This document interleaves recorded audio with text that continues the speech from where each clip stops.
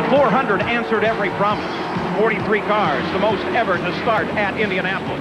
They thundered before the largest crowd by far for a NASCAR event. They battled for NASCAR's largest purse, $3.2 million. It was a storybook finish, with a youngster who grew up near the Speedway, Jeff Gordon, taking the win, the beginning of a climb to stardom. Having that confidence from that win did so much for my career and for my confidence in myself. Big names like Earnhardt, 7-time Winston Cup champion, and his black number 3 are among the drivers he'll face. Gordon arrives at Indy as the points leader, but these two have battled all year. Talk about someone who's had clear sailing for a year, so since this race a year ago. That's our pole sitter, Jeff Gordon, who's standing by with Jack Arute. Well, Jerry, it has been an incredible year since your victory 1 year ago in the Brickyard 400. I mean, did you ever believe it was going to go like this? No way. Yeah, my life has changed dramatically since that race last year, and I think the biggest thing is the confidence in the race team and the people around us. You know, when we won that race last year, it proved to us that we can accomplish just about anything. And coming into this year, you know, the guys just worked tremendously hard on building race cars, and man, what a fine job they've done. And here we are again this year, and you know, we did something that we didn't even do last year, and that's sit on the pole. So I'm very excited. I'm not too excited about these clouds I'm seeing, though. I don't try to play weatherman. I just got to live with whatever it is. Well, Ray Abraham and the Rainbow Warriors certainly gave you a stout horse to ride on Thursday, but turn 1, turn 2, the backstretch, they look great, but tell us what happened in turn 4. It was, you know, I actually, when I came off turn 4 to take the green, it was a little bit loose, and that worried me a little bit, but then I went through 1 and 2. I said, man, this thing's great. Maybe it's just the sticker tires or new tires.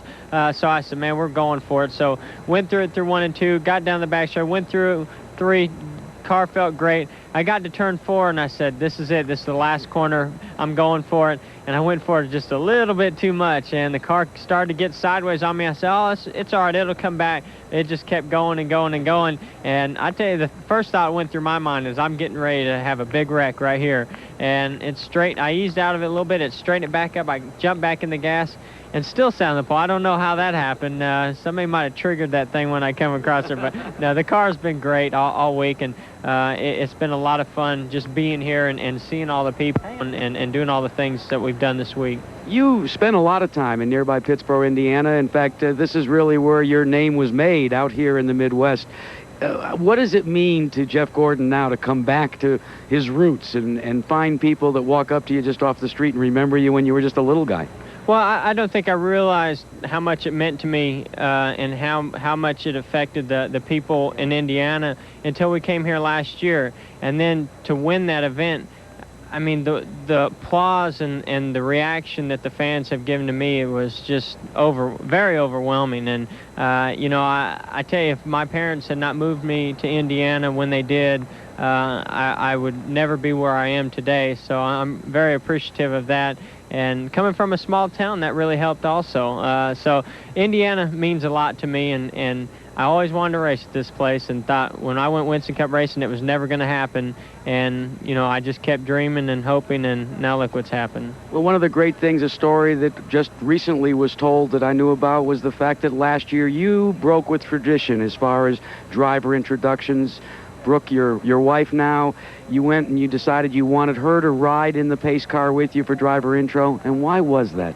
Well, you know, Dale told me that he was going to have Teresa with them, and actually quite a few drivers were thinking about having their wives go along with them. And if there's any place that we wanted to do that, it was here. To see 300,000 or 400,000 people wall to wall around this place, and of course back then it was nice and sunny and a beautiful day. You know, we got to ride around the track, and I wanted to experience it, and I felt like this might be an experience that she might really like also. Little did we know we were going to be riding around the track a little bit later on that evening together also. But it was, and I think if you'll talk to her, she'll tell you it was probably one of the best decisions we made, because it was a great experience. Well, this young man's been making a lot of great decisions. He, one of the drivers for Rick Hendrick's stable of 3 cars. But one of the things, Paul, that's so incredible is after Victory Lane last year, he and Brooke went back to the hotel, and you know what they had for victory dinner? A pizza. Back to you. That's a man who understands priorities. Well, there's his number on the top of the pylon. It is still raining. There, though, is the possibility of a race. This was the 10th career pole for Jeff Gordon, his 8th of this season.